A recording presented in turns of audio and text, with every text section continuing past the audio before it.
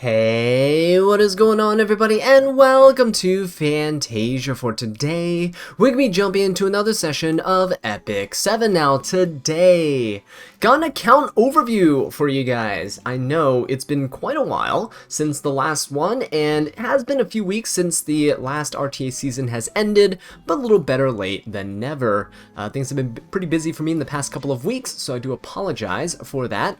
But as always, before we jump into the actual overview itself, if you want to find a specific unit, I have timestamps in the pinned comments and in the description down below to help you out. It takes a while for those to get made, so please use them, please utilize them to help you in your reference needs, right? So let's jump into the first one here. We got Abigail. I don't really think I used her that much in the RTA season. You guys did want to see gear as well, so I'll flash the gear onto the screen. Feel free to pause to see each individual piece. But yeah, she's pretty decent into like evasion units and things. I just didn't really have the guts to use her. Yeah, I do need to molar her a bit more. Overall, I think I like her a bit faster, just to put the curse on something, and then your follow-up DPSs can deal some damage. Next up, we got Benimaru. My Benimaru's a bruisery Benimaru, so he's on destruction and crit. No need for pen set. He's really just here to survive a bunch of hits and then punish squishier teams. Yeah, he's really good into things like Sea Lilias. So many things are good to Sea Lilias now. And he's on Sigurd's Scythe for some sustain and some healing. Pretty good damage overall, even though his attack seems a bit low. He gets the job done.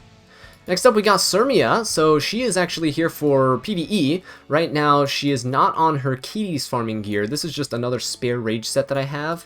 The Achates farming rage set is on Yufine for my Banshee, so I'm not farming Achates right now, but Cermia is used in the light expedition, which has been going around, so I'm just using her there. I just threw in a random artifact for her to deal some extra damage too, right?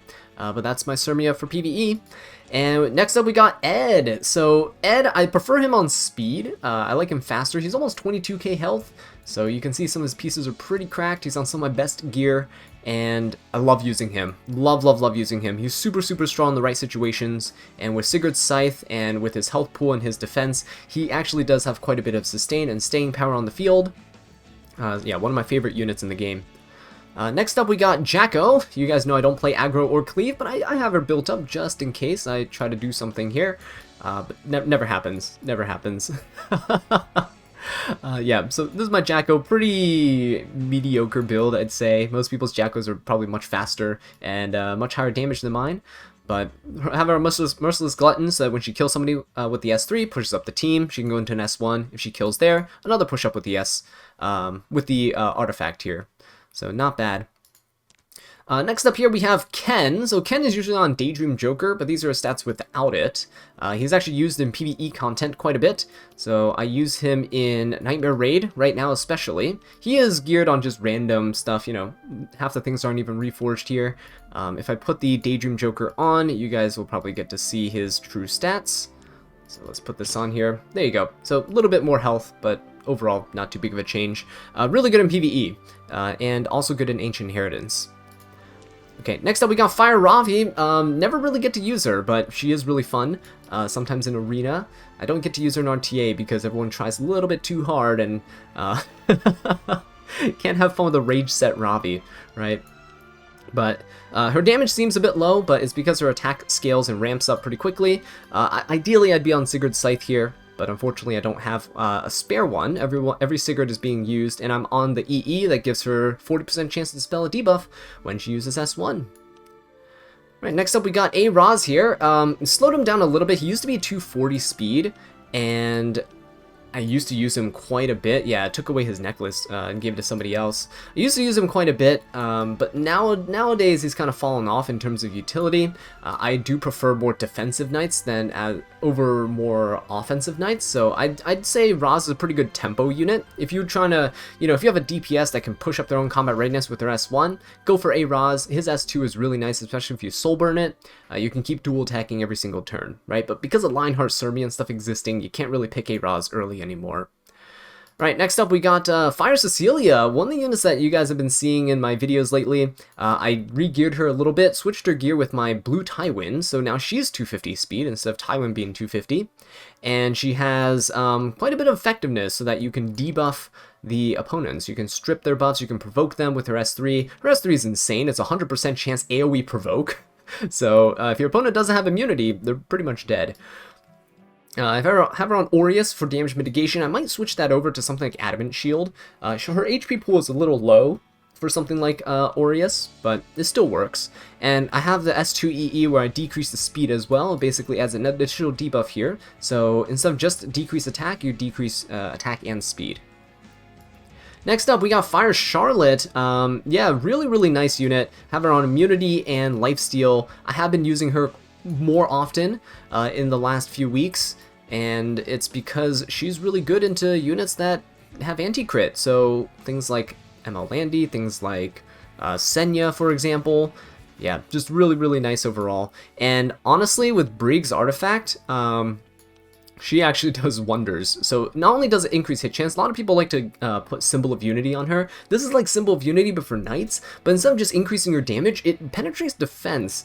And let me tell you, this defense penetration is actually huge. Ton of damage from this. It's absolutely insane. So I can kind of understand why they didn't make a pen set for AoE units as well. Yeah, it works quite well. Alright, moving on here, we got Ilynav. Yeah, so she's on pretty decent gear on speed and penetration set. You can get away with immunity as well. More and more units nowadays are putting on immunity just to prevent themselves from getting sealed from stuff like Nahkwol. But obviously she has an S2 here, so I didn't bother giving her immunity. It's still pretty nice to be able to dodge some debuffs at the start of the match against units that don't have a strip in their kit, but that's kind of rare nowadays. So it's up to you. I go with the pen set for the damage, and I have mature sunglasses as well to kind of boost her crit damage up to about, I'd say about 300, and it also helps her with a little bit of survivability. And we have the S3EE, so increases combat readiness by 50%, which is kind of nice because this does inflict injuries, and S2 detonates injuries, so you get to loop around and just S2, and it's pretty nice. You can finish off some units pretty quickly that way. She also couples really well with Ahmed, by the way, with this 50% EE combat readiness. Next up, we got Fire Lilias. So I got and tweaked her build, dropped her HP a little, and she has a bit more defense and a lot more speed now, and a bit more crit damage as well. So she's on speed and immunity. Doesn't have to be the best quality of gear. You can see here that some of my pieces are quite questionable, but hey, if they work, they work. I did use her into Lua here, so that's why I have Ancient Dragon's Legacy on her. If I can max out the Ancient Dragon's Legacy, I'll probably give it to somebody else because the crit damage buff, but it does benefit the Lilias too. So it is quite a nice little soft counter. If the Lua is on Song of Stars, then obviously Lilias doesn't really work, but if Lua's on Song of Stars, she's not as threatening in my opinion, because if she can't Guiding Light, she's basically dead. And here for her S2, she got her EE recently, and it is the one that increases combat readiness of the caster, so that's what we got on her. Next up, we have Winter. More and more people have been using Winter into things like Lionheart Cermia, so you can just kind of S3 into Lionheart when she procs her S2. If you're on Secret Art Stormsword, you can actually cut the Lionheart Cermia and S3 her again, and then just obliterate her. She's gone, because most Lionhearts are pretty squishy nowadays. Most people are going for destruction and just going full damage, right, on their Lionhearts, which I don't really agree with. I prefer bulk on her, because you bring her into matches that you're probably trying to sustain through. But my Winter is not on that, because I don't really draft her that often into things like Lionheart. I might try it out, but I have her on Alabastron. It's pretty good into things like Destina, but because Destina's usage has been declining in recent months, then my use of Winter has also kind of declined as well, but she's still a pretty good unit. Next up, we got Kayron, really good anti-cleave unit. I'm on Counter and Resist. Don't really encounter all that many cleavers right now, so he's been kind of sitting on the back burner. And of course, with the dawn of things that bind you with Nahkwol, or more and more people using Astromancer Elena. Ever since ML Landy came out, everyone started dusting off their Elenas and building them. People have more access to things that have non-counterable skills. Also things like Straze, Closer Charles and stuff, you can't counter them, so Kayron's seen a little bit of decline in use on my end, but yeah, overall I'm still very happy with him. I did actually slate him for his imprints, so maybe a little bit of regret on that part. Right, next up we got Beehoo, so everybody's favorite fox boy right here. I have him on speed and hit set, 280 speed. I tend to use him to kind of contest a little bit. Some people's Zahawks and stuff are up there in like the 260s, 270 speeds. So I'll take a little gamble and try to contest those guys. I'm not on Guiding Light, I have him on Seal of Capture, which is a really nice artifact for just inflicting more burns, especially now with his buff. He'll always detonate his burns with his S1, so it's really nice to have a second burn, so he actually does a considerable amount of damage. Even with this lower attack here. I can always put him on self-imprint here for effectiveness as well. It actually boosts up his effectiveness to about 100%. So in the cases where I'm fighting people who are a bit more resist-heavy teams, then I switch his imprint over. Alright, next up we have Nahkwol. So I didn't use her in the last RTA season because of course she wasn't legal for use, but yeah, this is my build right here, 297 speed. I basically stripped off all the gear from my Pyrrha, so you can see some pretty insane speed pieces here. And yeah, is she the best unit to put all your speed gear on? Probably not, but for someone like me who never speed contests my opponents, Nahkwol is just a unit that if I need to use her, I need to go first, and if I can lock down my opponent, then I pretty much have the game in the bag, right? She's also on Guiding Light because, you know, just in case your opponent goes something like Zeo won't be able to hit her, right? Because Zeo will always outspeed, no matter what. Next up, we got Fire Schuri. We have him on Speed and Unity set, so his dual attack chance is now at 11%. The reason I have that is because he is really useful in expeditions. I think I use him in the dark, yeah, it's the dark one that I use him in. I'm also using him on Rosa Hargana, so it increases his dual attack chance by even more. And when it's not his turn, it increases his attack. But that's not the point that really matters. He's not really here for dealing damage, although he has a little bit of attack. But he's really here to push up the team's combat readiness. You turn cycle, and it's absolutely insane because of his passive here. Increases by 25%. So every time he dual attacks, he pushes up the whole team. If he dual attacks twice, that's half the combat readiness meter. And you'll be lapping the boss who has a speed down debuff. And yeah, you'll just be taking a bunch of turns. You can do a ton of damage. So he's a little cheese strat that I love using. Alright, next up we got Summertime Iseria. Again, I don't really play aggro or cleave, but I still have her built, just in case. She is overall okay. I think I might have drafted her like one time when I was trying to play like super aggressively. It didn't work out really well for me. But yeah, still like having her built. And of course, she's on her own artifact at plus 30, because you kind of need it for landing the bombs. Okay, next up we have, I guess we'll go for Meru. I don't really have Melissa built. So Meru here is on a counter build. I actually don't really use her anymore. This build here was specifically for Guild War defenses. So I had her in my defense tower, and she's 0 speed, just full damage nuke, almost max crit damage, over 4,000 attack, and she's just on counter set, immunity set, magic for friends, so that when the opponent attacks, if she magic for friends, everything kind of dies. If you're lucky, you get a counter attack and magic for friends, and then everything just kind of dies. Right, so that's the whole purpose of her here, but I took her off the Guild War defenses because Nahkwol and other things exist now, so with the binds, you can't really do anything. Alright, next up we got Milim. Used her quite a bit at the beginning of the season, but kind of dropped off as the season progressed. We have counter set and penetration set. She is pretty fun to use, a little bit RNG on counter set. If you have her on a really nice destruction set, you can get her really bulky, like 1300 defense, 13,000 HP, 14,000 HP. Yeah, it's really nice. I have her on upgraded Dragon Knuckles just for additional chances to counterattack. I know people like using this artifact with Lifesteal set, but I was like, hey, why not just fully lean into the counter, right? That's like using a Rylet with a double-edged Crescent. So, you know, why not just do it?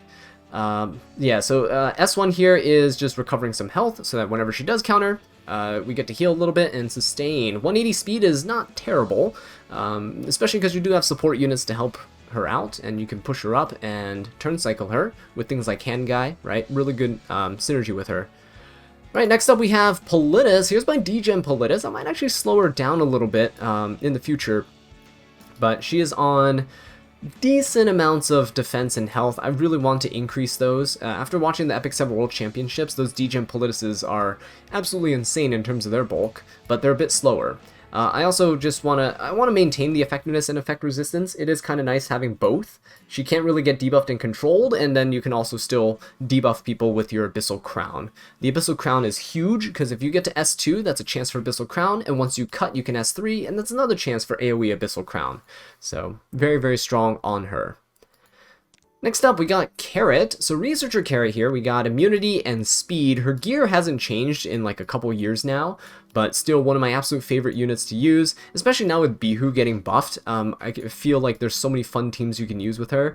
She's on Etika Scepter, because I used to have her on Book, and then Bellion became popular. So Etika Scepter is a way for me to beat Bellions without needing Book. You kind of reset your S3s, keep burning her. Whenever Bellion hits you, she burns herself, and then you just S1 and detonate all the burns, and she's dead. So that's my main use for Researcher Carrot back then. Nowadays, you kind of use her into these Earth units. You can use her into like Midnight Gala Lilias and stuff too. She's really good for detonating burns and just one-shotting her potentially. So kind of nice. Speaking of fighting Earth units though, Roy Mustang here. We got him on Torrent and Lifesteal. And I just think one of the most fun units. I've always been a fan of him. I know when he first got released, people were like, this guy's trash, absolute dog unit. But no, he is absolutely amazing. From day one, I've been saying he's just absolutely amazing. And yeah, Chatty on him is great. You can have him on Book if you're running a bit more aggressive, like a speed build with a cleave setup or an aggro setup. But Chatty is good for any other playstyle where you're a bit slower, and it just gives you the survivability that you need. Always couple him with a damage mitigation unit like an Aureus holder so that you can share the damage. So it needs 3 hits to kill him, because he can take 51% of his max health in 1 hit. So he can die in 2 hits, but if you have Aureus, it mitigates this damage here so that he can survive 3 hits. And with Chatty giving you a thick barrier, you can survive even more, right? So he becomes really, really hard to kill. Alright, next up we have Achates. She's not on an artifact right now, but she'll have about 1600 HP. Sorry, 16,000 HP if she does have one. I use her in Nightmare Raid, just on a bunch of garbage gear. You need 200 resist for her, though. I do use her for is it Carcanis? Oh no, Arahakan, the dark boss in Nightmare Raid. So I use her with things like A-Raz and Carrot and Commander Lorena. But yeah, normally she's on Wondrous Potion Vial, but that's being used by my PvP units right now.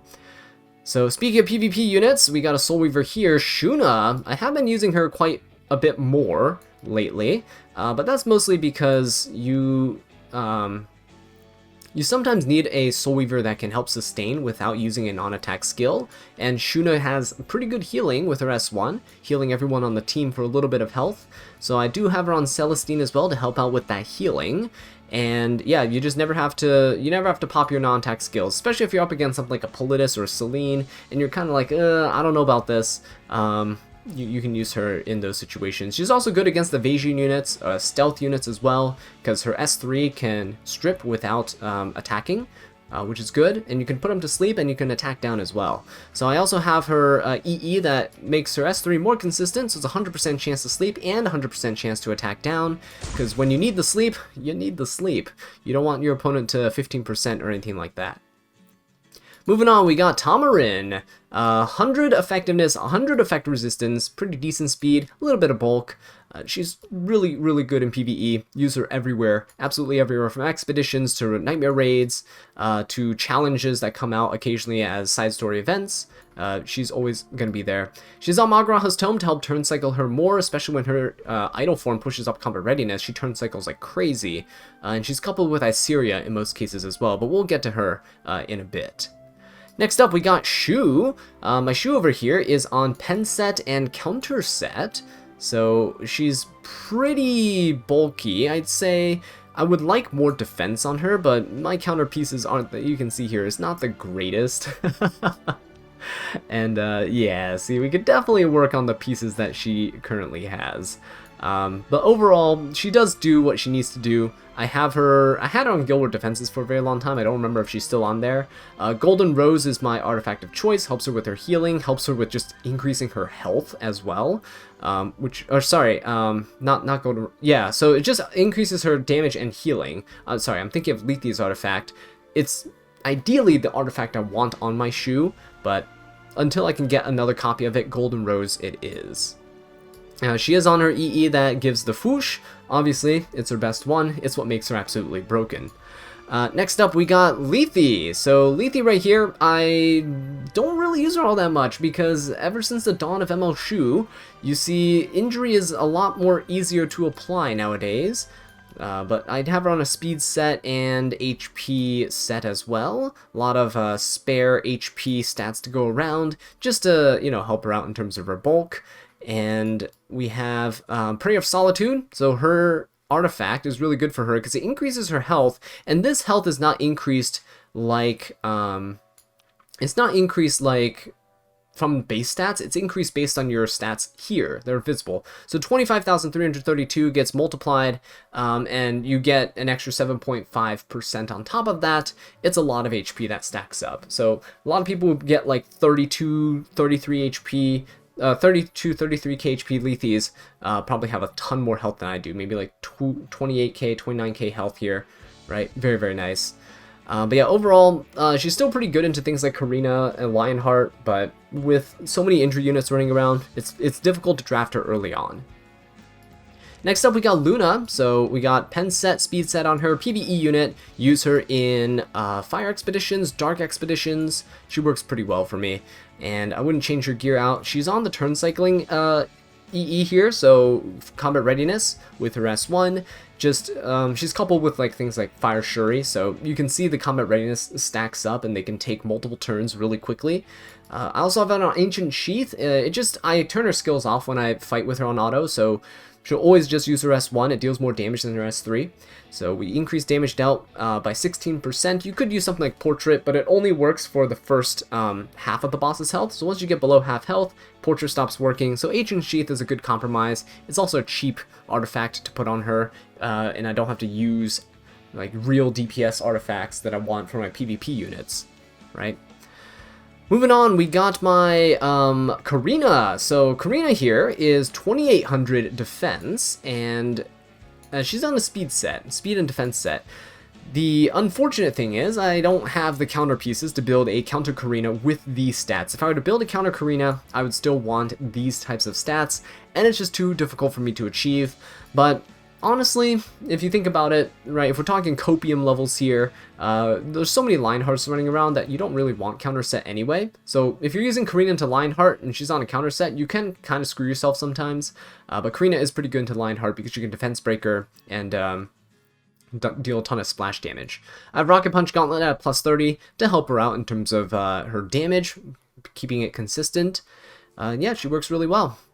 Next up, we got Brieg. So Brieg over here is on counter and penetration. So I swapped, I think, a piece away to build somebody else. But other than that, his build has pretty much stayed the same. You don't need max crit rate because he does give himself perception with his S2, which gives 15% crit rate and 15% crit damage. So he's about 300 crit damage here, which is pretty nice. I have an Elbrus Ritual Sword as well for PvP. Obviously, when I'm in PvE, I'm going to switch it away to something else. I think I used the Seasons artifact, so I believe it is this one, our Beautiful Seasons. I use this because when he's attacking bosses, it deals 20% extra damage. This is also something that you can use on something like Luna, for example, instead of the Ancient Sheath, but I don't have that fully plus 30 to get the extra flat attack there that I would want, so I just kind of slapped it on Brieg instead. Yeah, so it works out.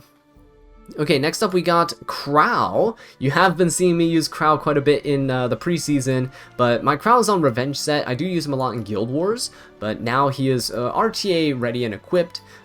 Some of his pieces are super questionable, but hey, if it works, it works. 130 resist is a pretty nice sweet spot to be in. He's also an HP boot, so having no speed set and being on an HP boot, having 171 speed is actually kind of a win. So good job there, Krau. We got Aureus as well to help mitigate some damage for the team, and I have an extra provoke chance on his S1.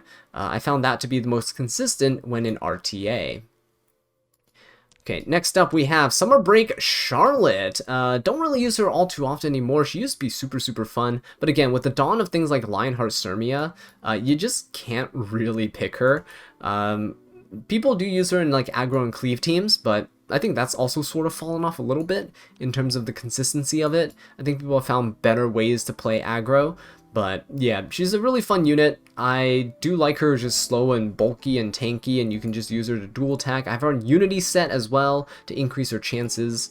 And we got her on Portrait of the Saviors for some additional damage, right? Overall, yeah, I would like to see her kind of tweaked a little bit in terms of her kit. Maybe, I know she already got a buff, but just maybe something that makes her a little bit more viable. I don't know what it is. I feel like she's just missing some little bit of element that would make her really really shine. Alright, next up we got Ice Tywin. So Ice Tywin switched gears with Fire Cecilia like I mentioned earlier. So his gear is here now. He actually has a bit of effect resistance with his effectiveness, and he has a lot more HP than he used to. He's much slower, not 250 speed anymore, so around 200 speed, it's okay. As long as he goes before my DPSs, it'll be fine, because he gets the defense break and gives the whole team a defense buff.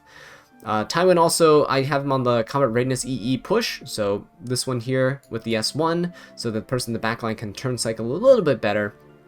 Now, the other thing is that I use him a lot into Arwell. So when Arwell is on the other side, I pick Tywin and put my important DPS in the backline. So if they try to stun that DPS, he cleanses them with his passive, giving them barrier and giving them immunity, which is very useful. Alright, moving on, we got Corinne is not geared, but she's used for my Wyvern. And we have Kise. So Kise actually got a little bit of a hit to her build. She used to be a bit faster and a bit stronger. So I had to take Wind Rider from her for my Midnight Gala Lilias, and I also had to take another piece from her, I think. I'm not actually 100% sure, but yeah. So she's on this ring here, the E7 2022 ring, which rolled decently. Hopefully the new ring comes out soon, so we can also have another good ring to use on another DPS unit. Overall, very nice unit. I like using her as a solo DPS at times. She does get accidentally picked quite a bit because she's my highest CP unit, but that is not terrible because she is actually pretty well geared to the point where she can carry herself in those matches. So yeah, most of the times you probably saw her is that I ran out of time in draft and Smilegate decided she's going to be the one. Alright, I'm skipping over Para because I don't have her geared, because Nahkwol took her gear here. Skipping a lot of units, actually. Let's go to Cerise. Surprisingly, she's geared, 275 speed with a little bit of bulk to help her survive. And I have her on 100% crit chance with a little bit of crit damage. The reason is I use her in the Light Expedition, and a little bit of damage here actually helps her heal quite a bit, which is nice. It's useful to keep her alive, because you do heal yourself with the Vampirism buff in the Light Expeditions. And I have her on Misconfeel, which is nice for the defense breaking chance. Now, you could use, if you don't have Misconfeel, you can use the Nahkwol's, I think, Eclectic Candle. That also works as well on her, but Misconfeel works quite well because of the higher chance to land defense break, although the downside it's only on the single target attack, but that's her S2 and S1, so it's not terrible. Right, next up we have, nobody else here is geared, oh, Riza Hawkeye. So yeah, one of my favorite, actually my absolute favorite unit from FMA, but don't really get to use her all that often. I would like to use her a bit more. I need to stop being scared of just slapping her into a team. I don't really know what I want to have on as an artifact on her. I might put a Misconfeel on her. We'll see. But yeah, I have her on Guiding Light for right now. She's there to protect the team, but she's pretty bulky, so I don't think I need the Guiding Light here. We'll see, though. We'll see. I need to switch an artifact, but after I switch the artifact, I think I kind of like her build. Very tanky, 100% crit chance to help out. She later gives herself a little crit damage buff and things as well, so she gives herself Hawk's Eye and everything too, which is pretty good. It helps her out, exploiting weak points. She has pretty good chip damage. Alright, next up we got Seaside Bellona. So she's actually a unit that I think can be pretty decent into some team comps. Obviously, Nahkwol could bind her, but that's a 50-50 chance of landing that. And with Lionheart, Rowana, stuff like that being pretty popular in RTA, you'll be hard-pressed to draft her early. But if you draft her near the end of draft, like 4th or 5th pick, you can definitely trap your opponent, especially if they pick too many fire units. Still very punishing, and I do like to keep her built for those situations. You can also use her into things like ML Ken, because of her counters. They come up pretty quick with 5 focus that you have to get, and you get ML Ken super low. You can also just soul burn her S3, so ignore res, and you can get the unable to be buffed and unhealable, which is huge. If you get the unhealable onto him, he won't be able to heal with Sigurd, and then you could just kill him off with your other units.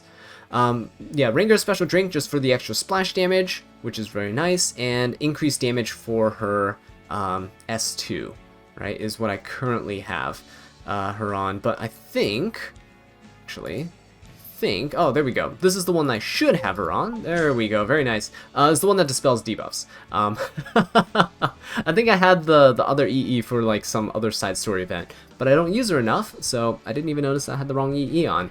Yep. So here you go, guys. That's my Bellona for right now. And next up we have Aria. So Aria's on Lifesteal and Resist. She is on Fairy Tale for a Nightmare as well. I've been using her more often.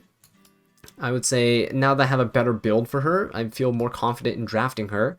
She doesn't need a whole ton of damage in terms of crit damage here. She just needs to, because I have her on Fairy Tale for a Nightmare for the fixed damage, she just needs to have the defensive stats to be able to survive and a little bit of speed to take the turn. Doesn't need a 100% crit chance. She attacks enough times that it doesn't really matter. I don't think I've ever lost a match because Aria didn't crit somebody. Usually it's overkill, right? So if you're drafting her in the right teams. I don't have her on super high effect resistance either. I found out that, you know, most people are just building effectiveness on things anyway, and if they have 100 effectiveness, there's no way you're consistently resisting with like 150 effectiveness or effect resistance. I know people have Bastion of Hope on her, but I'd rather just draft a Christie or draft a Tywin if you don't want her to get stunned or anything like that, and just use her teammates, right, to your advantage. All right, next up we have, I think Dominiel. Dominiel is geared, so pretty weird gear, but I used to have fun with her quite a bit, especially in Arena. So with counter and immunity, you essentially just have Dominiel sit there. If you take a couple AoEs, there's a really good chance that you'll proc her passive, and her passive gives you a reflect damage, right? So when you get reflect damage, it's just kind of like what Senya does, right? Except it's for your whole team, so then when your opponent attacks you, then you essentially just kill them back. They just kill themselves. We have Knowledge Seed over here as the artifact for her, and it just means that when she dies, you get a chance to get these really nice buffs down here, but the downside is that she has to die, which kind of sucks. I do like to couple her with Kayron, so when she's with Kayron, it's really, really nice. Everyone dies except Kayron. He's just slow. He has his immortality and evasion, and then you give him like these types of buffs here, right? If you give him immunity, you can give him you know, greater attack buff and stuff like that. It's pretty funny, and yeah, that's pretty much all I use her for. No need to mola her either, she just works. Right, next up we got Ida. Ida over here is kind of built. I kind of took away some gear because, again, I don't play aggro, I don't play cleave. So if you're trying to build a basic Ida, this is okay. You don't need the defense or the HP. I'm just weird like that, and I like my units to have a bit of bulk, as you'll probably see throughout the entire account overview. Tagahel's Ancient Book for her to soul burn, because you do need to soul burn her S2 to get to S3, and then you'll try to cleave that way. But yeah, typically I don't use her because I am not that type of player. Okay, next up we got Shepherd Jenna. So she is never been used in RTA, unfortunately. I did watch my friend use her quite a few times, and I really want to use her as well, so I built her up, and then I just never used her. She's on some pretty decent gear here, but overall her base speed is too low for me to really use her viably. She is on Tagahel's Ancient Book, as you can soul burn the S2 for an extra turn to get to her S3. But yeah, overall, I might just take this gear and put it on somebody else, but yeah, sad, because I do like her design. Next up, we got Ahmed. So Ahmed here is pretty slow, because my gear kind of sucks in terms of speed, but 280 speed. Most Ahmeds nowadays are like 290, 300 speed that you'll find in the wild. Yeah, mine is just there to occasionally be picked for an aggressive draft into my opponent to kind of switch things up, mix things up. My opponents don't expect it when I do that. She's on Fan of Light and Dark, so it does help with increasing the damage output of my units and increase their combat readiness to take the turn. Okay, next up we have DN. So she is actually on some okay-ish gear. She's usable, but not really used, if that makes sense. So we have speed set on her. I do need to reforge this, but I don't have materials. And I have just broken pieces because they have some speed and they have the stats that I need. So she's not super tanky, but the anti-crit buff helps out quite a bit when I do need it. I just don't draft her with ML Ken, because that is not synergy. Rod of Amaryllis for some healing on her, and we have the S2 EE, which pushes up everyone's combat readiness. Next up, we have Elena. I switched on my Elena a little bit, actually. I gave her a different ring, because I didn't need her to have 250 plus effect resistance. Nowadays, if I fight a cleaver, I have enough options that I don't need Elena. So I gave her that ring over there that you just saw with the HP on it. Makes her a bit bulkier, so I can actually bring her with Celestine into teams like with LRK or other units that AoE but on a longer cooldown. That way I can mitigate the damage that they do, right? If LRK has 3s into you and you have Elena, you essentially heal all of that back, which is very nice. And I also have her EE, which dispels 1 debuff from all allies before using her S3. So it's pretty nice if you have an unbuffable on your team, and then you can use this, cleanse it off, give everyone invincibility, and you're good to go. Okay, next we have Alencia moving on to Earth units. She is on Injury. Injury and Penetration, actually, and she is really strong, don't get me wrong, she's really strong, but she's kind of fallen off a little bit, mostly because MO Choux is a thing, and she can put a lot of injury out really quickly. APOC Ravi is still really good in general, but also because there's a lot of good fire units that are roaming around in the meta, and it's kind of difficult to pick RGB units. Especially, most of the stuff you run to RTA are not like ice units and stuff. You're running into a lot of moonlights, so light units. But if you pick Alencia early, you're going to get countered really hard by a lot of good fire units. Things like Fire Charlottes and stuff can easily take care of an Alencia. Ilynav as well is a good counter as well in terms of element and the injury aspect. But yeah, I have on Ed's artifact to round out my crit chance. And whenever she S1s, she actually stacks up crit damage and speed, which is pretty good. And her EE here is recovering health, right, on the S1 to help her with sustain. Next up we have Arunca, so speed set and penetration set. I do need to tweak my Arunca. I don't like her build as of right now. She's too fast. You're probably wondering, how is 200 speed too fast? It's because of her passive. Her passive makes it so that she actually gains combat readiness whenever whenever an enemy ends their turn when they have a barrier, right? You gain 10% combat readiness. So if a couple of enemies are going, that's 20% combat readiness, you're cutting. And it kind of sucks. You don't want to cut all the time. So I want to make her slower, maybe 170, 180 speed, and we'll put her on attack boot here.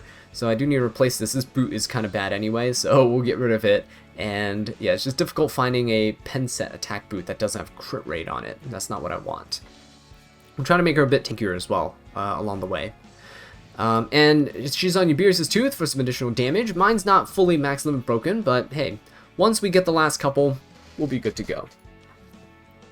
Next up, we have, these units are all never used, so let's skip over them. Rimuru. Rimuru here is on a full damage nuke build, so we have pen set, we have crit damage right here, and yeah, overall, I don't know if I like this build that much. He dies really quickly in RTA, so if you bring him, he'll basically take out a unit and then just die. But I don't know if I like the tankier build better. Tankier builds have a difficult time killing when he doesn't have an S3, so it's kind of a trade-off here. Do you want to reliably kill but then also just die, or do you want to not die but also not really kill? I don't know.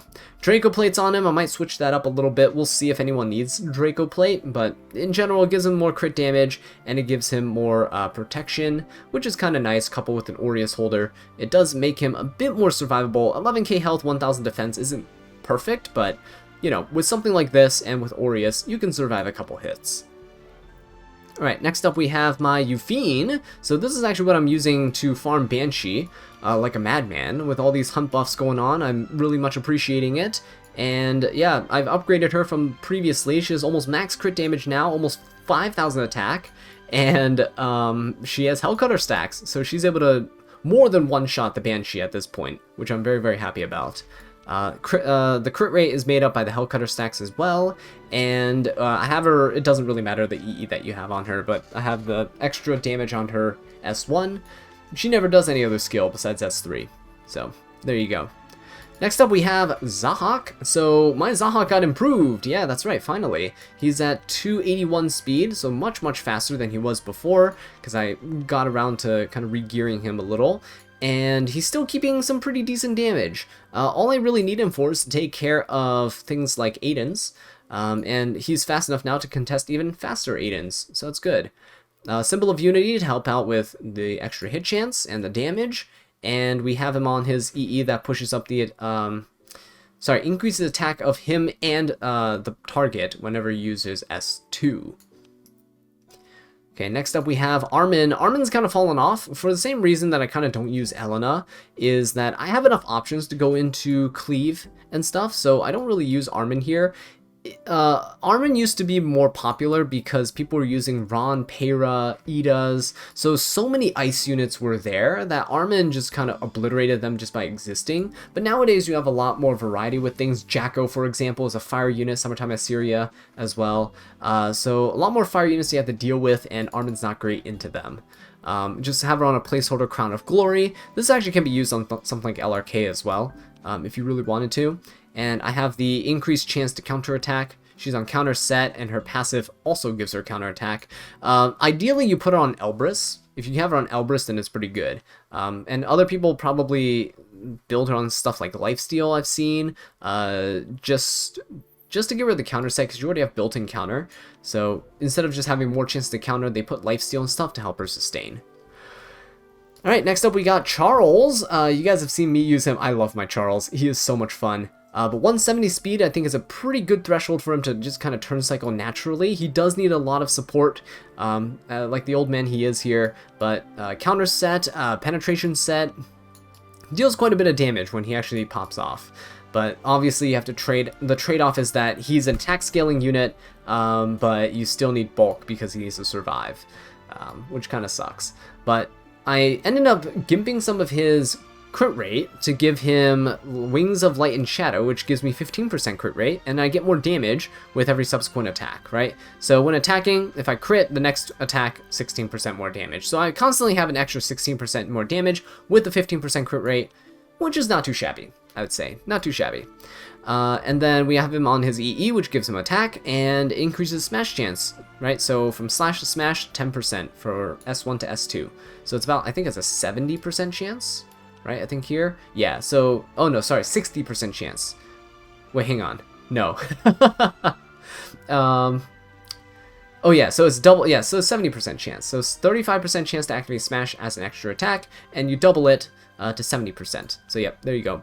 Anyway, moving on here, we have Christy, which I built up, but I don't really draft her all too much. She's a very situational knight. I have her on HP, resist, just kind of broken pieces here. Anything to increase her effect resistance is very nice. She's about 280 effect resistance.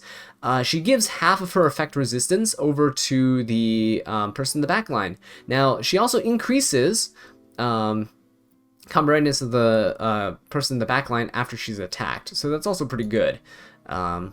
Overall, I haven't really used her all too much in RTA. I have her on Aureus, in case I do. She's a good damage mitigation unit. She just kind of sits there, so you don't really need the speed. Her S3 is okay, it increases attack, and she gives herself a defense buff and recovers a bit of health, but it's not something you need immediately. It's probably better to save that healing for later on anyway when she gets more damaged. Alright, next up we got Falconer Kluri. You guys saw me try to use her in RTA, but to no avail. It's the reason why she's kind of fallen off. 245 speed, she's on a revenge set. Pretty bulky, actually, for Falconer Kluri. She's on immunity as well to help, you know, because she's super slow, to help her not get debuffs before she takes her turns.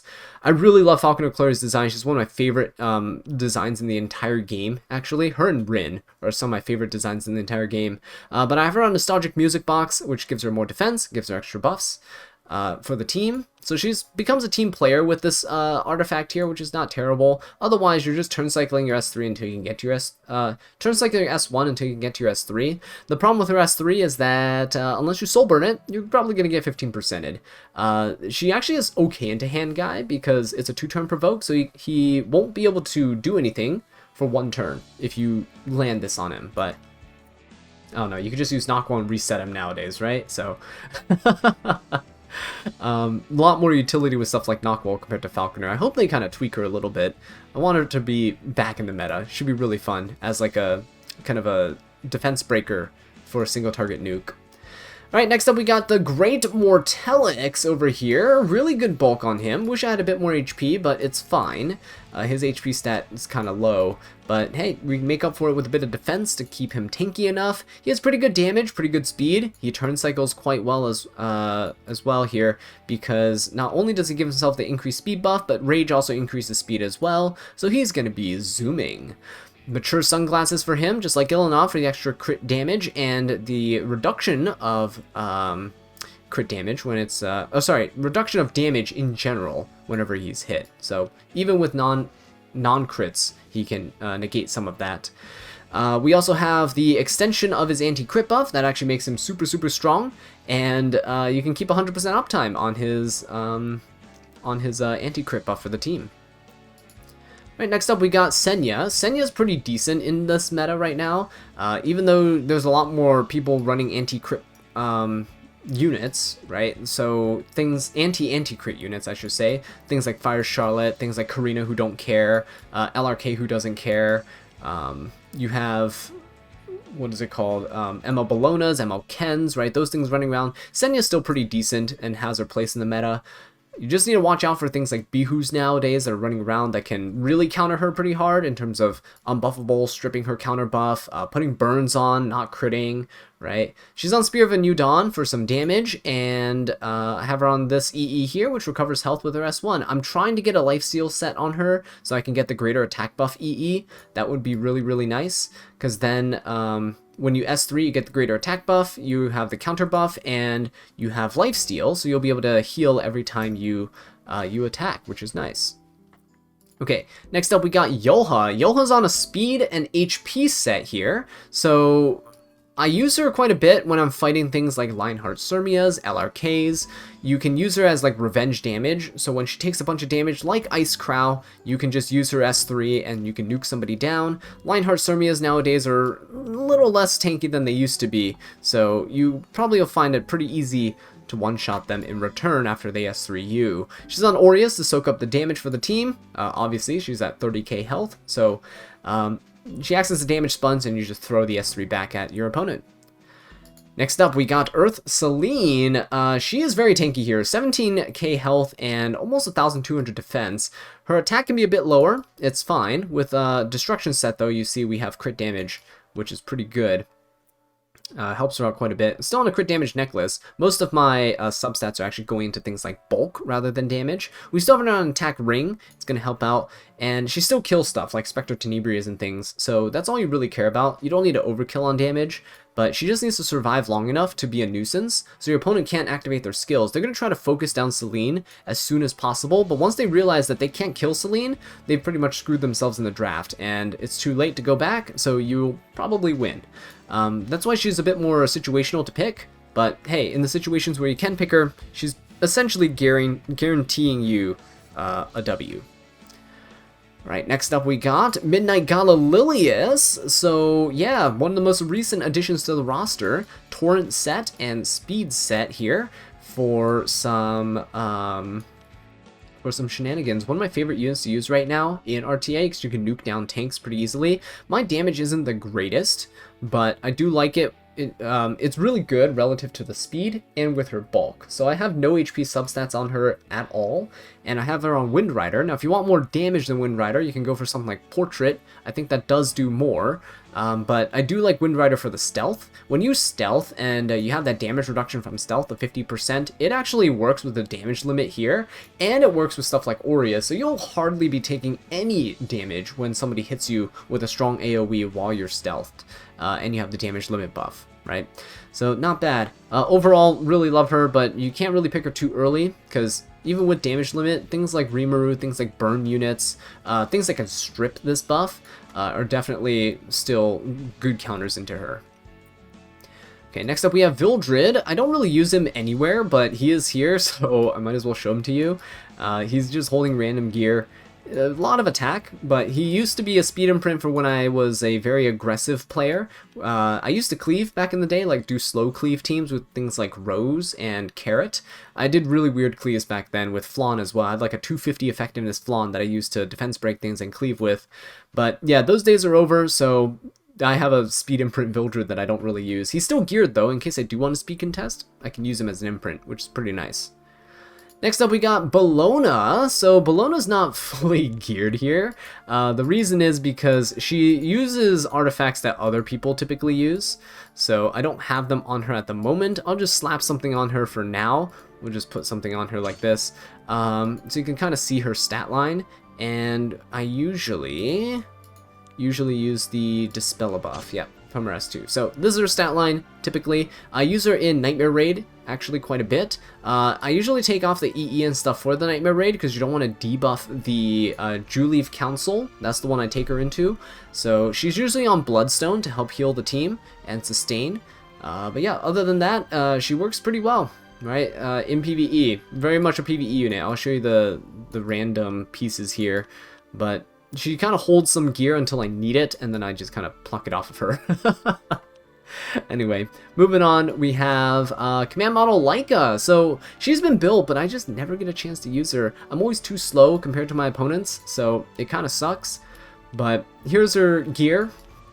Not fantastic at all. But it gets the job done.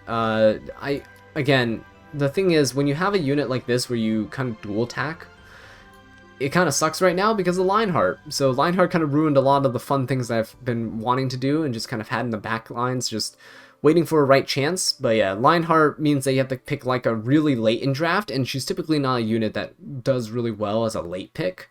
I have our Guiding Light, so you can avoid Zeos, and have her on S3 EE, where you can have an extra chance to sleep. Okay, next up we have Iseria. So Iseria here on Misconfeel as well. She's on speed and crit set, so she's not actually on a hit set here, mostly because the crit sets were pretty fast, so I can get her faster than my Tamarinne. She's speed tuned with Tama and works really well in PvE. Use her in Nightmare Raid all the time. Also use her in a couple expeditions and things like Katie's for hunts. So she's on Misconfeel here for defense breaks for, I think, Nightmare Raid. Typically, though, she would be on Song of the Stars. So I'll switch that over here for you so you can see. These are typical stats when I'm using her otherwise, outside of Nightmare Raid. Okay, next up we got Landy. So Landy is actually pretty fast here, 250 something speed. Kind of fallen out of favor in the meta. A lot of things that can hit stealth, a lot of things that can hit people out of stealth.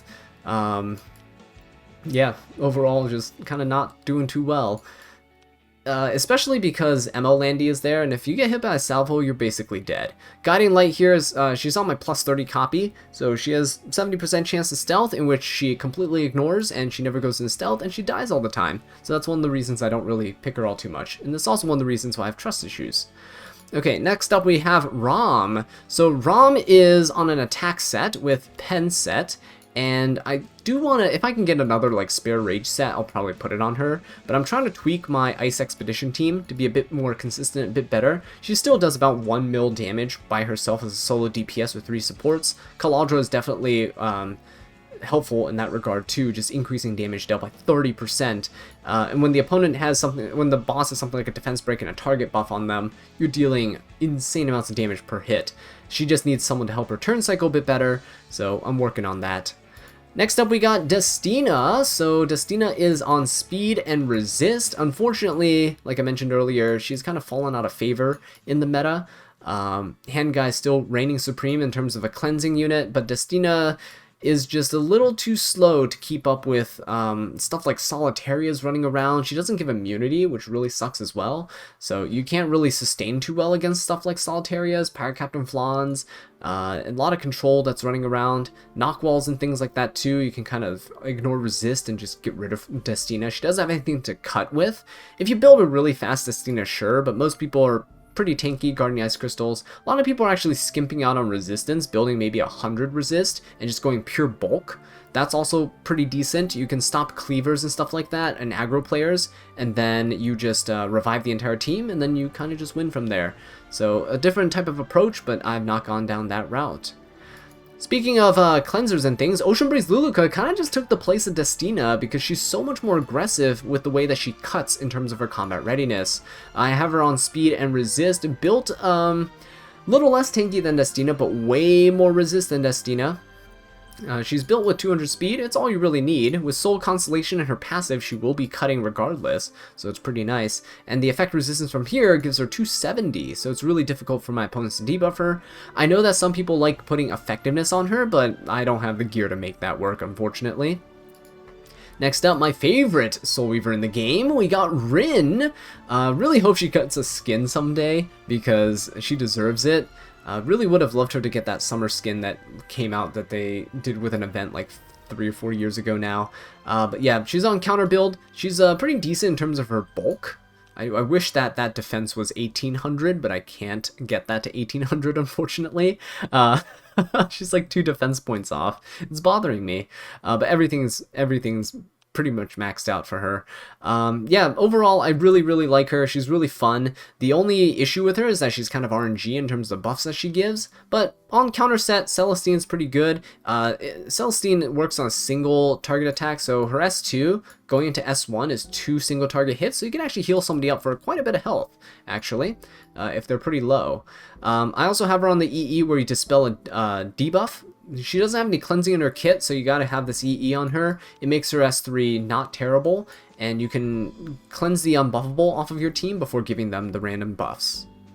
Alright, next up we got Rowana, also a counter Soul Weaver that I have on resist set too, 150 resist.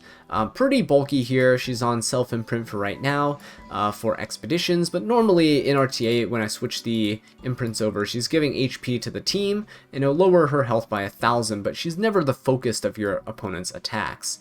Idol's Cheer is good on her because I use her with Axe God, actually. You guys know that Axe God is really nice with Rowana into ML Landies. So with Idol's Cheer, with Rowana's passive, with Axe God's passive, and Durandal, Axe God just shoots up like 70% combat readiness whenever Landy salvos and like counters and salvos. So hey, we're in business, right? Get to lap that Landy and just kill her with the Axe God. Okay, moving on, we got Sharoon. Sharoon is also a Soul Weaver that I've built on counter. You starting to see a pattern here? Counter Soul Weavers are pretty decent. The rest ones are pretty good. Yeah, so she's on counter. She's on 2 broken pieces. I don't run her with effect resistance. I don't need it. But in order to kind of compensate for that, I use Wondrous Potion Vial to help her cleanse. She doesn't have a cleanse in her kit, which is why I don't really run her with resistance. I don't really care if she takes the turn or not, because she'll still be doing something regardless. You can put her on Celestine as well to heal with her S1s, especially on counter build. That is an option. I've been finding Wondrous Potion Vial to be kind of nice though. People don't expect her to be able to cleanse, so they'll, you know, Arwell stun somebody and then she'll cleanse it with Potion Vial, and it's kind of good. I have the decreased cooldowns of her S3 by 1 turn, so she can turn cycle quite quickly. It's already on 3 turn cooldown right here, so you can keep up with Hand Guy and his S3. Alright, moving on to the light units, we have C. Lilias, so speed and hit set, and she's pretty slow. Under 290 speed is pretty abysmal for where I tend to play, so you don't ever see me draft C. Lilias. I should honestly probably just slow her down even more, just build some stupid degen C. Lilias, but yeah. I have her on Nostalgic Music Box to help support the team a little bit. Again, I almost never ever draft her. She just doesn't really work with my playstyles, and my win rate with her is actually abysmal. I think it's like 30-something% win rate with her, whereas everyone else is like 55%, above 50%, which means it's a pretty good unit. But not for me, so I usually just get Lionhearted and I die. Alright, next up we got General Purgus. He's built pretty bulky. I don't really think I've drafted him this last season. Maybe near the beginning I drafted him once. But the reason why he's built is because you can use him against Zeo players. So if you have a bunch of stealth units and you have General Purgus, or you have General Purgus and like Troublemaker Crozet or something, you just really can't go wrong. You'll always be able to push up somebody, and it's pretty nice. So I have him on the EE that pushes up more combat readiness. I have him on Midnight Bloom just to help out with his own crit rate, but you can couple this with other units that, you know, need a bit of support for their crit. Maybe they're not fully capped out, like for example my Aria is not fully capped out. Could help a little bit. Okay, next up we have Lionheart Cermia. My build has changed a little tiny bit. tweaked the HP and defense a little, and she gained more health, I think. But still, I want to keep a minimum of 2,000 defense, which we are right on the dot. Thank you, flat defense stats. And yeah, her health is pretty decent. Her speed is okay. Because of her combat readiness that she gets now, I think I dropped the speed a little bit. She used to be like 182 or something like that. But dropped it a little bit because you can manage, right? With the extra combat readiness, you get 20%. You'll be just fine. And I do have her on Proof of Valor still because she's on Lifesteal. If you have her on Destruction, you put her on Golden Rose. Okay, next up, Little Queen Charlotte. Hopefully I get to use her more often now into things like Emo Ken, but just never really come up. That situation's never really come up where I can comfortably draft her into the Emo Ken, because he usually has a bunch of support units that are really annoying for her. But yeah, my Little Queen Charlotte's actually on HP Ring, and I'm on an HP Boot, so still about 4,000 attack, which is nice. Hellcutter's going to help out quite a bit with that crit rate too. Pretty decent speed. It's not 0 speed because of speed set, so I do like that. She does take the turn, and she does do quite a bit of damage. Next up, Tywin. He's on my Grace of Growth, actually. I should probably take him off of that soon. But very bulky unit right here. 1,800 defense, 17,000 HP, so it's really hard for my opponent to kill him. He is on Aureus though, so it does kind of make him a bit of a target. He does soak up a lot of damage and then gets finished off a bit quicker than usual. But yeah, 230 something speed is pretty decent for him. I don't have effectiveness or effect resistance. I don't need it. I don't feel like I need it because of his rage buff here that he gets, and he dispels, right, debuffs, so you know, doesn't really matter to me. If he ignores resistance with his rage, that's fine. You don't need the effectiveness. I don't care about the effect resistance. If they're stunning Tywin, they're not stunning somebody else, so it works out in my favor, right? So I don't have either of that on. Some people go 100 effect resist though, but now that people are building things like effectiveness Arwells, I don't really know how effective that's really going to be. Right, next up we got Bellion. Injury Bellion, I never use her. I should probably put her back onto counter, but I should put her on like 0 speed, super bulky counter Bellion, just to really piss off my opponents who are trying to use Spectres or any other soul burn type of cleave. And yeah, but typically she's pre-banned if the opponent really doesn't want to fight her. If she shuts down their entire playstyle, she's pre-banned, so doesn't really matter. Elber's Ritual Sword on her to help her out though, in terms of when people don't hit her. But once they realize she's on injury, they tend to focus her down, which is what you're supposed to do against injury units like Bellion, because she doesn't have any innate counter that's built into her kit. Alright, moving on, we got Crimson Armin. So she should be on Aureus, but don't have enough Aureuses to go around, unfortunately. She is on Protection Set and Immunity Set. So yeah, my Protection Set unit is here. I kind of want to build a Protection Set Eaton, but I don't have the resources for that, especially the boot. I don't have a HP % main boot that is on Protection Set. But either way, she kind of works in a pinch if I really need super mitigation and my opponent took Arwell. She's like the second best unit to have. If you have an Aureus with her passive here, it's just reducing damage by 15%. It's pretty good. Not Arwell levels of good, but still pretty good. Alright, next up, Last Rider Krau. Mine is on Lifesteal and Immunity. I do want to boost his HP up higher so he does more damage. And he can tank more hits with his Aureus. But works out for right now. And hopefully I can get that last little bit of imprint so that I can get him to SSS. Next up, Navy Captain Landy. So I don't really use her. I know that when I did use her, people were really upset that I was using her, so it's like, okay, fine, I'll use her less often. I do tend to do better when I fight meta units rather than use the meta units directly, so it works out in my favor. I gave her my best Elber's Ritual Sword that I have, the one that's kind of imprinted, regrettably. I shouldn't have done that when I was a noob, but yeah. She also has some imprints here that I slated her here for some of this extra attack, so she's looking pretty good. The only issue is whenever I pick her, I get super counter picked and then I die, so I try not to use her if I can help it. She's a good late pick though. I've always thought that she was a good late pick, but I can't just first pick her and expect to win. Alright, next up we got Arwell. So speed and resist on my Arwell here. 28,000 health, 1600 defense, almost 150 effect resistance, and 200 speed. I think she's pretty well rounded. Got some effectiveness here to boot, which helps out a little bit since she gets an effectiveness buff. So about 70 something effectiveness, good enough to strip something like a Lionheart or LRK if I really need it. And she's on Adamant Shield, so decreases more damage, because when I pick her, I want everyone to survive, and this helps my team survive. Right, next up we got Specimen Says. So can't use him in RTA really, it's really difficult to use him in RTA, but really fun to use him in Guild Wars. So we all love watching Spez grab people and then they just die, so that's great. Speed and crit is all you need because he penetrates defense with his S3, so you don't need a pen set on him. Torrent could work, but I like mine tanky to be able to withstand a few hits here and there. Wind Rider would be ideal on him, but I have him Portrait of the Saviors for right now for the damage. Ideally, you put him on Wind Rider so he can stealth and then increases his attack for his subsequent turns. Alright, and we have Spirit Eye Celine. So this is one of my best geared units on my entire account, one of my favorite units in the game, design-wise as well. Lifesteal, pen set, and I just wish I used an event craft on something like this. Right, you can definitely get more speed and more crit rate. If I got more crit rate, I could probably replace some other pieces as well. Something like the necklace, I don't need this much crit here, I can get more speed, right? So just a bit more balancing of the stats. I can probably push almost 270 speed on her, which will be quite nice. Maybe one day. Secret Art Storm Sword on her. If I get more copies, I'm definitely going to imprint this up to 100%, but my Earth Celine is used a bit more, so I do put the plus 31 on her. But yeah, she's really nice in RTA. Usually gets banned out, though, if you pick her and you really need her, for understandable reasons. Right, next up we got Tempest Surin. I've been using her quite a bit into opponents that... oh yeah, and she doesn't even have a reforged weapon, so she's been working quite well. Yeah, she's been working quite well. She's been working into my opponents that are cleavers. Yeah, I just need to get a new weapon and reforge it. This one's not really great, so I've kind of been holding off on it.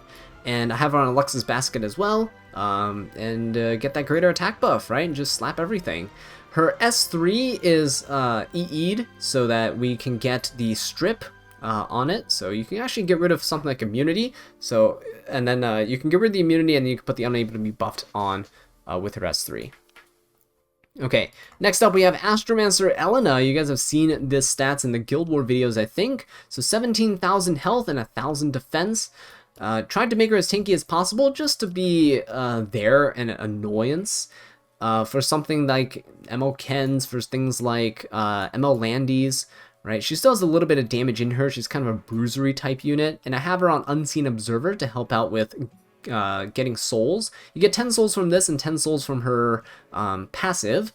So once you activate her non-attack skill there, you'll be able to gain 20 souls, and you can soul burn somebody else on the team to help finish things off.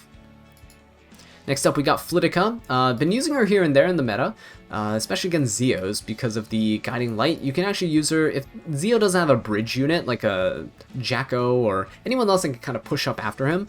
You can actually use Flitica to your advantage with her S3. You can push up your team up and cut the Zeo's team, right, the units that are following him up, and then take the turn and just kind of counter cleave. So yeah, Flitica is always really, really strong. She's also really good into hand guide too. So if you don't have something like Sharoon, but you somehow have Faithless Flitica, she's pretty good there. Next up we have Watcher Schuri. Don't really use him. This is, again, from the days where I use speed imprints to cleave people, but his gear is pretty decent gear. And I still have him geared up because sometimes I use him in PvE content where you can one-shot some bosses and stuff. You can also do Watcher Schuri in like one-shot comps for certain teams.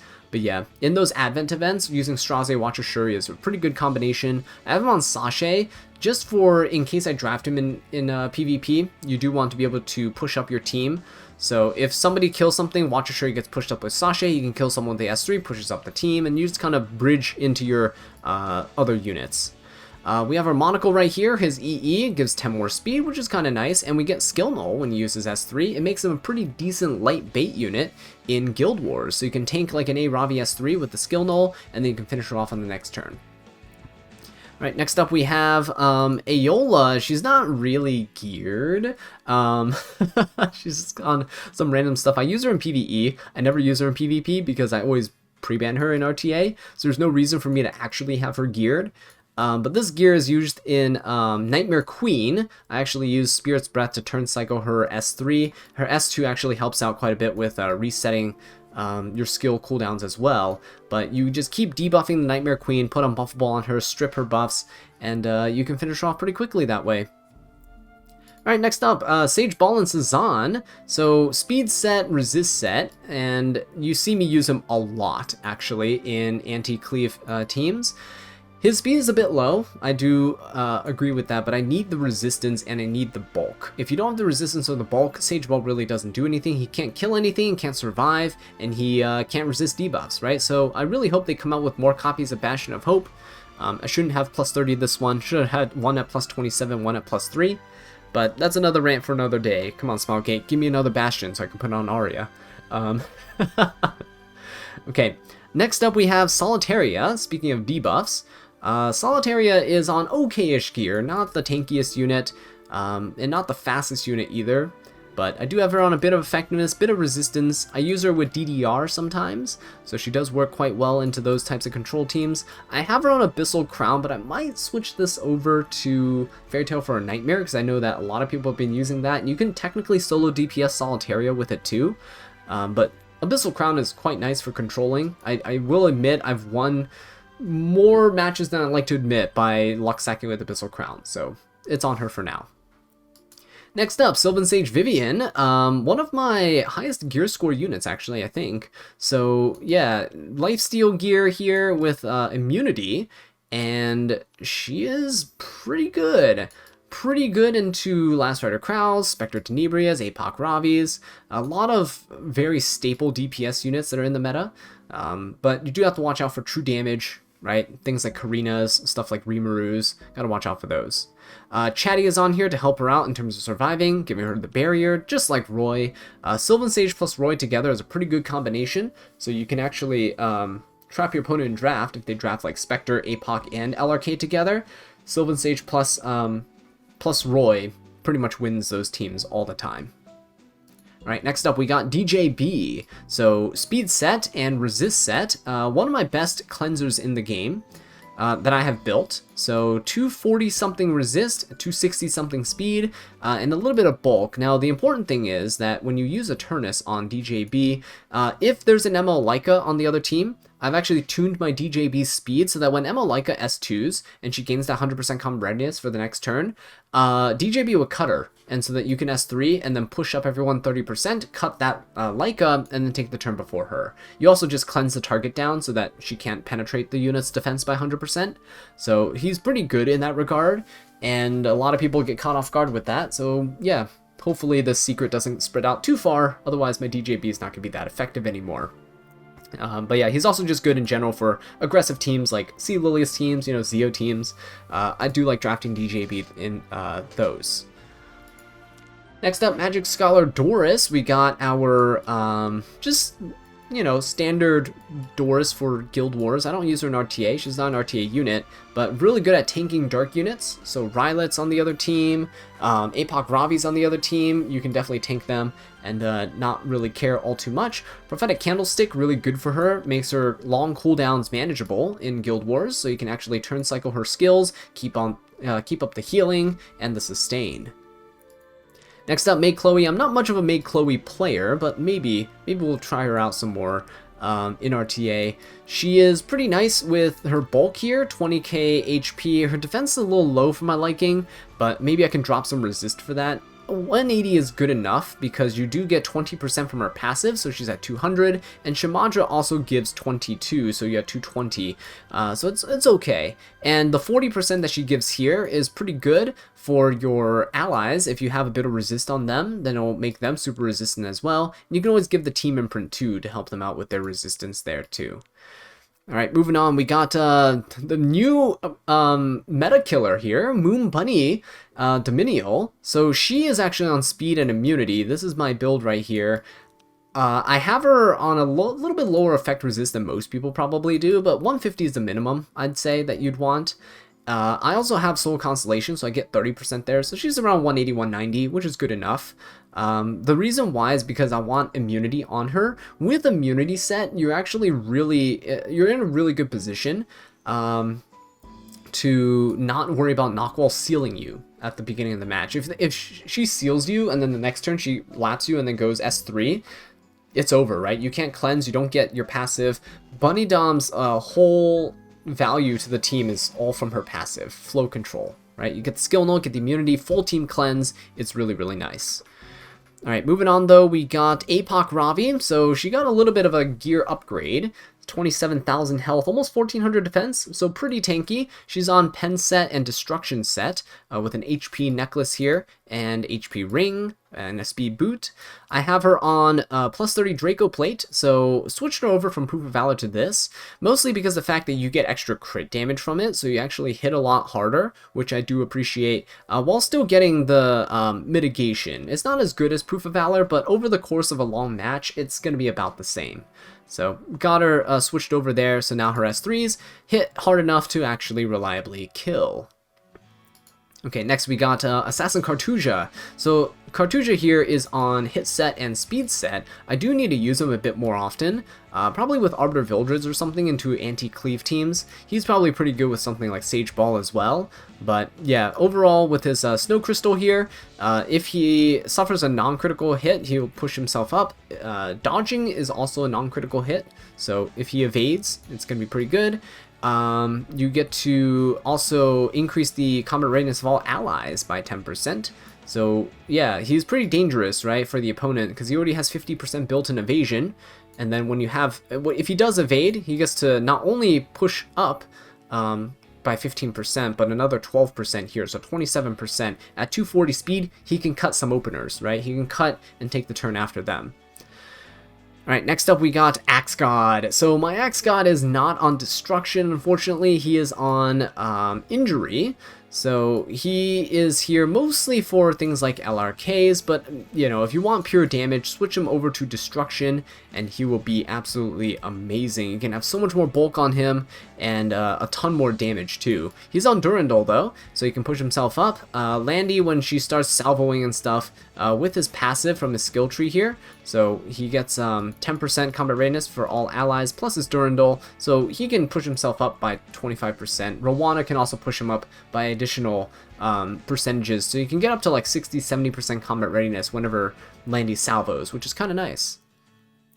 Alright, next up, Lorita is not built, but I do use her occasionally. Dark Corvus is here. You do see me use him quite often nowadays. So many people just trap themselves in draft, or just think they can kill him, but they can't. 1,400 defense, which is pretty nice, and 32,000 plus health. He's actually not on my best Durandal. That's on my Axe God, because I use Axe God more often than Dark Corvus, but hey, I could potentially get even more health here if I had Axe God's Durandal, but overall, he doesn't need it. He's good enough. Absolutely demolishes everything in his path. I love Dark Corvus. Next up, Designer Lilibet. Really good cleanser, actually. Kind of underrated, and I need to remember that she does exist. So, she's on really good gear. Ideally, she's on Destruction. Could help her out a lot in terms of her stat lines, but right now, my speed set, I farmed Wyvern for so many years that my speed set's way better than my Banshee set qualities. So, yeah, she's on speed set for now, almost 2,000 defense, pretty good HP. She's on Proof of Valor right now to help keep her alive. Some people like to focus her down really early, if possible. So keeping her alive helps her keep turn cycling, keep cleansing the team. It's pretty good. I've thought about like cheesing something with like, you know, creation and destruction, so you can cleanse the team and still have another one that's, you know, coming up. But it's so RNG that I never actually follow through with it. Next up, we have Infernal Kawazu. Infernal Kawazu here is on speed and immunity, so he's going to be pretty nice for just not getting sealed, obviously, by Nahkwol. You just want immunity on so many slower units nowadays. And he's also really good into ML Landy, so he did get a little buff with his S3 with the detonation multiplier by like 0.1, which isn't huge, but I'll take it. In response to that, I did just end up putting him on Indestructible Gators instead of Teyu's artifact. So this gives him a chance to give an extra burn. So if I can lend that extra burn, then it's going to be pretty nice, because another burn to detonate, it almost guarantees the kill. But it's really RNG, so it kind of sucks. yeah, I really want to max that one out. His EE here, I'm giving him the one that gives immunity to himself. This is pretty good because if somebody uses an AoE that potentially strips his immunity, he'll give it back to himself, right, after cleansing. So it's pretty good at keeping him protected from seals and other debuffs that can debilitate him. Next up, we have Lone Crescent Bellona. So I really want to change her build. She's currently on just counter and penetration. She doesn't really hit very hard, as you can see from her damage. So I want to make her really, really, I want to make her a truck that just runs you over, right, essentially. She's on plus 15 Sigurd Scythe, my plus 30 is on Ed. So I feel like she doesn't really need more than this. She does do a good bit of healing already whenever she does her S2. If I get another max one, she's going to be the next unit that gets it, but unfortunately I don't have the copies of it because Smilegate refuses to give me Sigurds and always gives me stuff like Last Tea Time. So thanks, Smilegate. Yeah, next up, Martial Artist Ken, also a unit that's on Sigurd Scythe, but he is on Resist and Destruction. So ideally you might want to put him on something like Pen set if you want more damage. You will want him on Immunity set if you don't want to get sealed, but my ML Ken is an absolute Chad and he doesn't care about damage. He'll always one-shot everything when he kicks them, and my ML Ken also resists everything because he doesn't care. 125 resistance is more like 1250 resistance on ML Ken because he's such a good unit. You just first pick him in every RTA match like you have been seeing in the past RTA videos, and he just wins. So yeah, no worries there. Next up, we got Mediator Kalric, so hand guy. He has his HP set and speed set. I actually used my event crafting necklace just for him because my necklaces suck, so I want to make sure that he, because of how much I use him, wanted to make sure that he was well geared. But yeah, those are his pieces right there. We got Warhorn on him as well to help out with his turn cycling and making sure that he can cleanse the team when they need it. Overall, really good. And I don't use his skin right now because I got him very recently and I still like his original skin.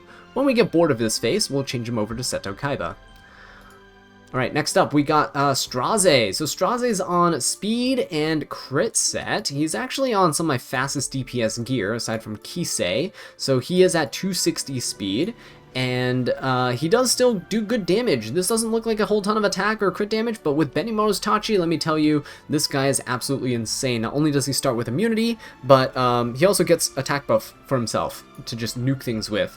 So yeah, really, really strong. Any knight that stands before him just dies. That's why I have him at 260 speed, so he can go early. Next up, we got Fallen Cecilia. She's on counter and immunity, so she's not really tanky here. 26,000 health is not great for FCC. Usually she's over 30k health, but at 180 speed on counter set, I think it's okay. We also have a bit of effectiveness too, which is kind of nice. I was going to try to use her as like a provoking knight, but then I realized that why would you do that when you have a bunch of units that can just kill everything? So yeah, she's just kind of there. I didn't want to make her like Crimson Armin, where it's another tanking knight, because I have so many of those. So yeah, decided to make her into something a bit more unique, but she never gets any use, unfortunately. She needs a bit of a buff or a little bit of a tweak to her kit. Next up we have Hassel. I really want to use her in RTA, but I haven't had the chance to do it. A lot of defense, a lot of health, and I do need to reforge this actually. But the reason why I haven't been able to use her is because I keep forgetting to put Rocket Punch Gauntlet onto her here, because I only have one. So I need to put Karina's Rocket Punch onto her, and then I'll use her into like Landies, but that's never really come up, so a little bit unfortunate. Alright, next up we got Pylus. Speaking of Landies, actually, Pylus over here is pretty good. If we put on an Aureus for her, which I don't think I'll do right now because I'll get things mixed up. If you put an Aureus onto her, she'll be about 27,000 HP, and I need to get way better boots. So this boot kind of sucks, but everything else is okay in terms of getting her to do her job, which is tanking in Guild Wars. You can actually use her in RTA too, but in a weird way, you're not really using her for the damage mitigation that's here. The decreasing, where is it? Yeah, the counterattack, dual attack, extra attacks, right? Decreasing damage by 30%. You still do that, but you use her into evasion units like Aiden and Rylet and stuff, because when you use her S3, you actually have extra hit chance right here. So, where is it? Yeah, see, you have increased hit chance of your Perceptive Slash. So it is pretty decent. She has 30% hit chance in her normal enhancement, so she has extra hit chance against any unit in general, and then 45% here. So 75%, you'll be hitting things like Aidens and Rylets with her S3, so it's pretty good. But yeah, anyway, moving on, we got our Troublemaker Crozet. He is on speed and immunity. His speed is pretty good. He needs to be above 230-something speed in order to cut if someone hits the unit in the back line. It's because I'm on Hilag Lance right here, so you get 10%, and with his 15% innate in his passive, he gets 25%, which allows him to cut the first unit, especially Zeo's. Zeo will go and push the unit in the backline up, Crozet pushes himself up, and you can use his S3 here with his EE to push up that unit by 40%, and then you take the next turn, right? So that's the goal with him there. He doesn't have a whole ton of resist, just a little bit to help him out, but yeah, typically he goes down pretty quickly. People focus him down really hard, because he provides the backline a whopping 40% Aureus effect, so it's really good. Next up, we have Arbiter Vildred. Counter Arby is back 2023, right? Immunity, counter set, and in my opinion, works super well as a cleave unit. Anti-cleave unit, sorry. Couple him with Fat Cat, right? Assassin Cartuja, with Moonlight Dreamblade. Oh, and you're cooking. You're cooking real good. Good defense, good health, decent speed here. You don't want him to have 0 speed, because if he does get pushed back, when he revives, he gains 100% combat readiness. He doesn't take the next turn. He just gains 100%.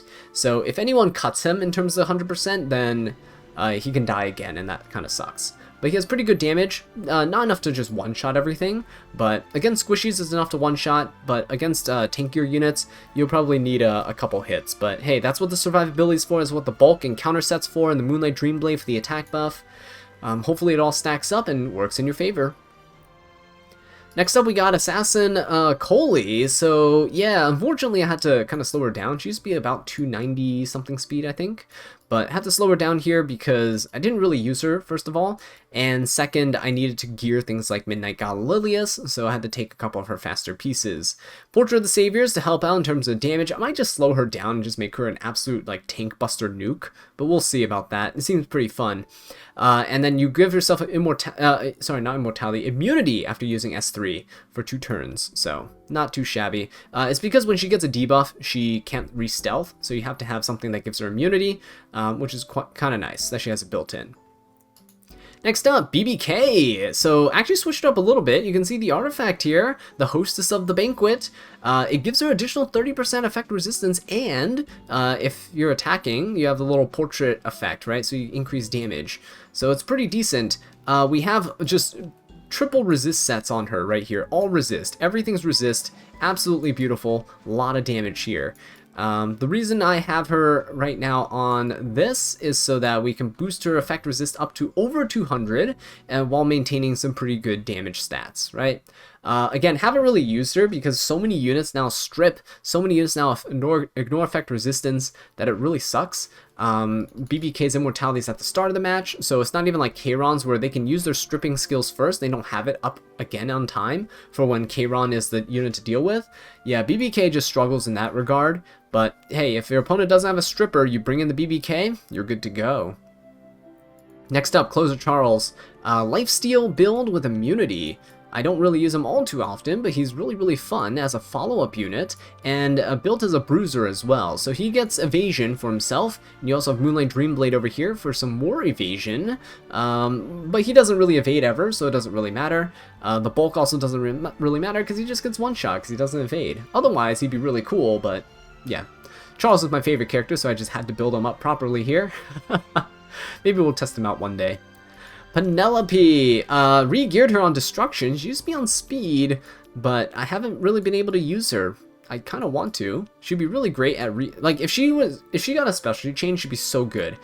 She can reset like the fighting spirit of like Lionheart Cermias, of Bellonas, of focus bars of units, right? You can reset Emma Landys, for example.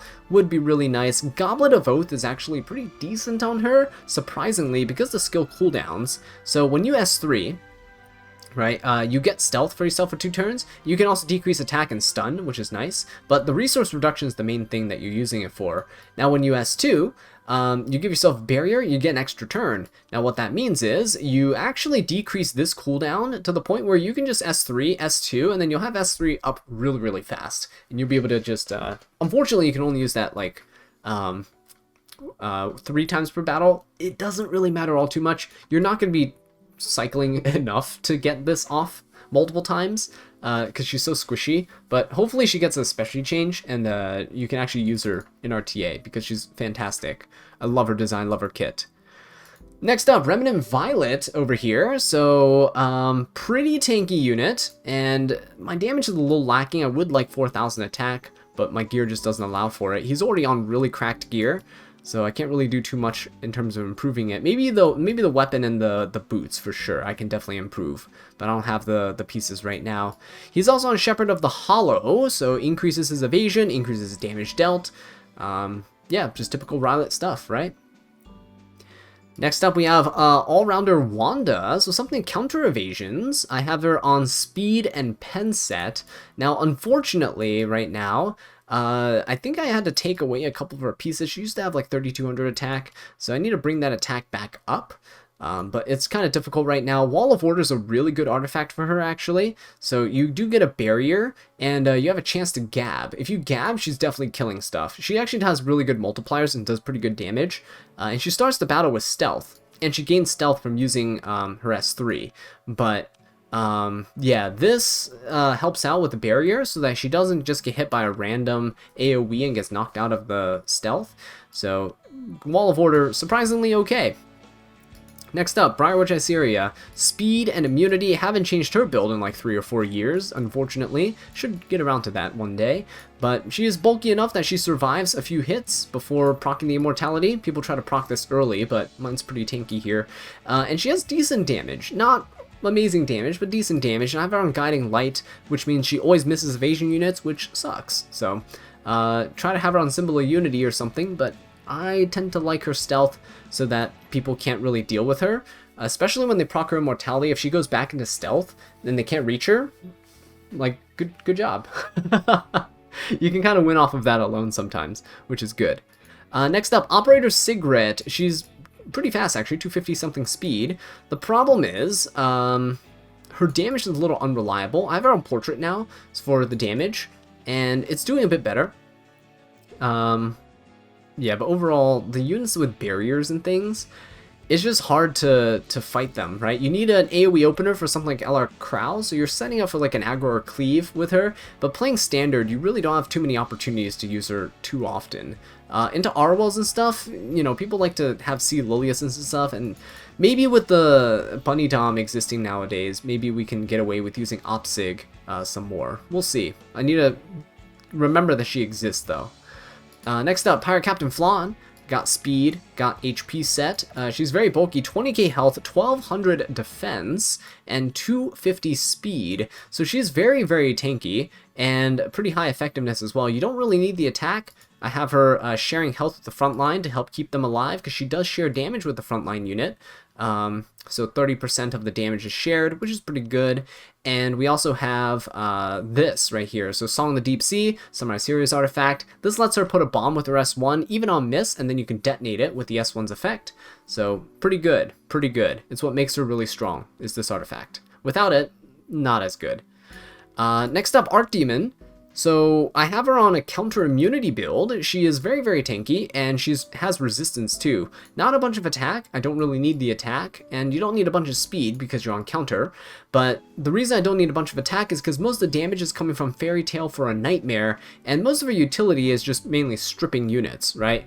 Sorry, not stripping units, sealing units. So you seal the units up. You can also strip a Fairy Tale for a Nightmare, which is fine, but you seal the units, and then your other DPS or support units can now, you know, not worry about their passives. So that's her main asset there. But nowadays you have Nahkwol, so why would you bother with Archdemon? Alright, next up we have Champion Zerato. So I do use him from time to time. When people ban Ed, like I've used him I think once in RTA. Did he work? I don't remember. But he does work in Guild Wars. I do use him there sometimes for fun. And Aela Violin is the artifact of choice for him. Lifesteal, crit set. You could probably go for something like Destruction set, honestly, and just have him just demolish everything. That might be the way to go, actually, now that I think about it. But yeah, I hope they buff him to be better, because it's kind of sad, the state that he's in. Alright, next up, Requiem Rowana. She's on hit set and immunity set. I tried to give her no speed, but she ended up with a little bit of speed, unfortunately. But it doesn't really matter all too much. I don't use her a ton. She is absolutely insane to use as an aggro or cleave player. Tagahel's Ancient Book helps with your other units being able to soul burn their opening skills. And yeah, she always just takes the turn afterwards. So if you have a Zeo in the front and then Zeo goes, then Rowana cuts and comes in and resets everybody. She's one of the reasons why everyone's going back to immunity sets, right? It's her and Nahkwol. Those are two main reasons why a lot of players are going back to immunity, so they don't get reset. Yeah, crazy how a single unit kind of changes things up, right? Right, next up we have Spectre Tenebria. So haven't changed her gear in a while. These free lifesteal pieces were a blessing. Same with the free immunity piece there. Yeah, they allowed me to keep this amazing Spectre Tenebria build for so long. 1300 defense, 11,000 HP, 180 speed is okay. It's a little slow, but with supports from your other units, it should be fine. Tagahel's for the soul burns. Her crit damage is a little low, but she has almost 4,000 attack, so it's pretty good. Okay, next up we have Zeo. Zeo is on an effectiveness build, so 200 effectiveness here, and that's not counting the fact that I can go Bloody Rose on him, so if I did put that on him, he would be even faster, but I don't really, or sorry, he's even more effectiveness, but I don't really need that. I don't typically draft him all too much, just in general. I should probably put him back on the DPS build, with some effectiveness, right? Like 150 effectiveness DPS stats. So I should put better gear on him. And he's also holding Book to help out with soul burns for other units. But yeah, he's really, really strong. I just forget that he exists sometimes. Next up, Inos 2.0, another unit, kind of like DJB, works in the same regard, but more offensive in terms of like attack buffing the team. So she is a little slower, about 10 speed slower than DJB, which is why I prefer DJB over her. But in most cases, she should still be able to cut things like Sea Lilias's and stuff. She does have her ability to dispel debuffs from allies and increase combat readiness of the ally with the highest attack after her turn. She also has a Turnus here so that we can cut, and when we do cut, we can S3, and S3 does cleanse. So yeah, overall it's not bad. She also doesn't trigger a counterattack with her S3, which is pretty nice. And in her skills here, she can also gain souls for more dark units that are on your team. So overall, very, very nice, and she also increases her own effect resistance at the start of the match. So she's at 250 resist, which makes her on par with my DJB. Yeah, I should just probably use her more. I'm just a little too scared to draft her sometimes. Next up, DDR, Death Dealer Ray. He's also on counter, he's on resist, and finally got all his pieces reforged here. So pretty nice rounded stats. I love the defense and health looking almost identical in terms of numbers here, except the extra 7. But we're getting sidetracked. A bit of effectiveness, a lot of effect resistance. You want to make sure he doesn't get controlled, because he does a lot of the controlling. You can put him on an effectiveness imprint if... I usually do that if my opponent is a bit more resistant, but he does buff effectiveness for everybody, including himself. So with the 70%, he'll be about like 120, which is not a terrible effectiveness to have. You can debuff most units with that. Celestine as well for the sustain and the healing. I gave him my best one because he's my favorite out of all the Celestine healers that I currently have. I just love his aesthetic. He's just... Plague Doctors are so amazing. God, I love him. Anyway, so moving on with some PvE units, we'll just breeze through these real quick. Bomb Model Kana is used here in Earth Expeditions. I have her on Bloodstone to help with the healing, and we have her EE here to help with additional RNG that I don't pay attention to because it's on auto. Next up, we have Tenebria. Tenebria is also used in Earth Expeditions, so this is her random gear that she has. She's built on some damage, so she does actually help quite a little bit. And look how many last tea times I have. Thanks, Smilegate. Where's my Elber's Ritual Swords and Sigurd's Scythes?